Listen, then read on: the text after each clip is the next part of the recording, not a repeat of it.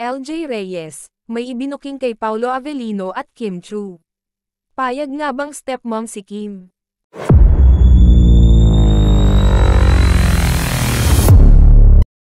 Dating karelasyon at ina ng anak ni Paolo Avellino, na si LJ Reyes, nagbigay ng pahayag patungkol sa napapabalitang relasyon ngayon ng aktor na si Paolo Avellino sa kapamilya actress na si Kim Chu. Hindi nag-atubili ang dating aktres na si LJ Reyes na magbigay ng pahayag patungkol sa kanyang reaksyon sa napapabalitang relasyon ni Kim Chu at Paolo Avellino sa isang panayam sa kanya kamakailan lamang sa New York.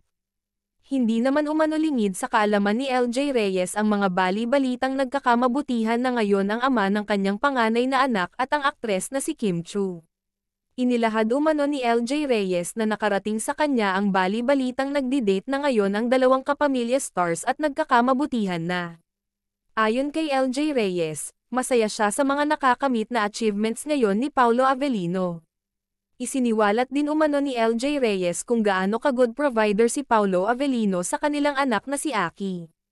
Hindi umano naging madamo si Paolo Avellino sa pagbibigay ng sustento sa kanilang anak at naging consistent ito magmula noong maghiwalay sila ng landas. Inilahad rin ni LJ Reyes na kung sakaling si Kim Chu ang makatuluyan ni Paolo Avellino ay wala siyang problema rito bilang stepmom ng kanyang anak. Bagamat hindi pa umano sila nagkakasama sa iisang trabaho, marami naman umanong nagsasabi sa kanya ng kabaitan ng aktres. Nais lamang umano niya na ang babaeng mamahalin ni Paolo Avellino ay magmamahal rin sa kanilang anak bilang ikalawang ina nito.